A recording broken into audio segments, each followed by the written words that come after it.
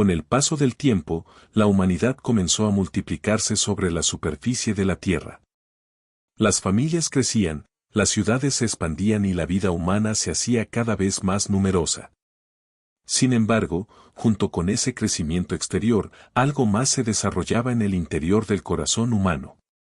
Los pensamientos, las intenciones y los deseos comenzaron a alejarse del propósito con el que el ser humano había sido creado.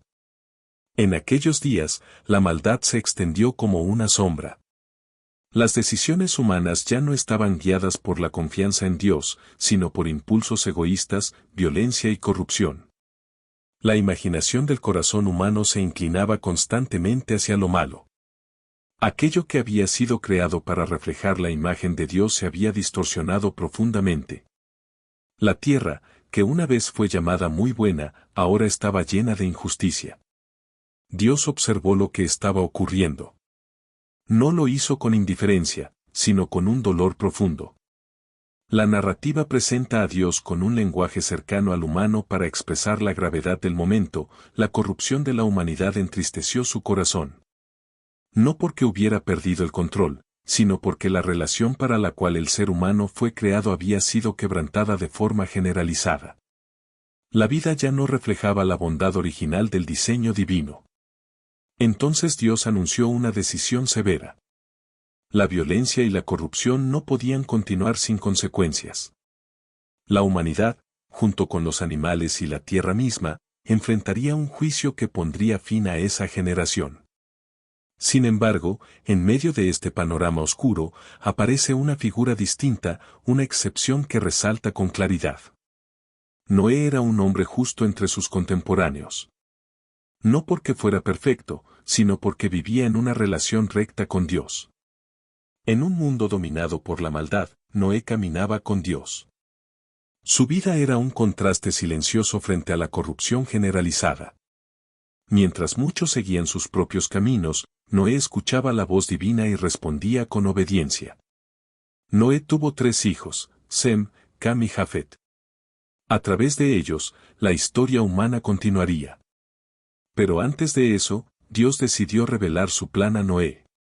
La tierra estaba completamente corrompida, la violencia se había vuelto una forma normal de vida.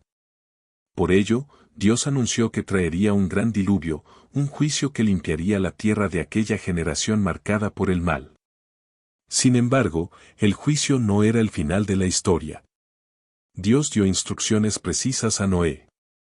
Debía construir un arca, una enorme embarcación diseñada no para navegar mares abiertos, sino para preservar la vida en medio del juicio que vendría. Dios le explicó cada detalle, las dimensiones, los materiales, los compartimientos. Nada quedó al azar. El arca sería un instrumento de salvación en medio de la destrucción. Noé recibió la orden de llevar consigo a su familia y de preservar a los animales, parejas de cada especie, junto con provisiones suficientes para el tiempo que permanecerían dentro del arca. Aquella tarea debió parecer absurda para muchos. Construir una estructura de tal tamaño en una tierra seca, anunciar un juicio que nadie había visto antes y hacerlo durante años, requería una fe firme y una obediencia constante. El relato enfatiza un detalle crucial: Noé hizo todo tal como Dios se lo había ordenado. No cuestionó el plan, no buscó modificarlo, no actuó según su propio criterio.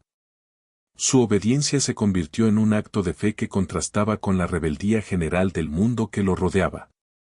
Génesis 6 concluye dejando al lector en un punto de tensión.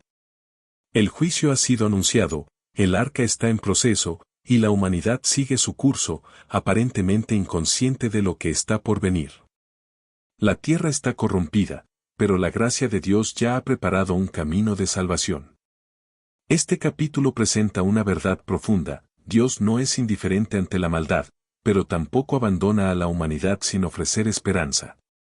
En medio del juicio, siempre hay un llamado a la obediencia y una provisión para la vida. Noé se convierte así en un símbolo de fidelidad, alguien que confió en Dios cuando todo a su alrededor parecía perdido. Génesis 6 no es solo el preludio de un gran diluvio, es el retrato de un Dios justo y misericordioso, de una humanidad que enfrenta las consecuencias de sus decisiones. Y de una fe que se mantiene firme aun cuando el mundo entero parece ir en otra dirección.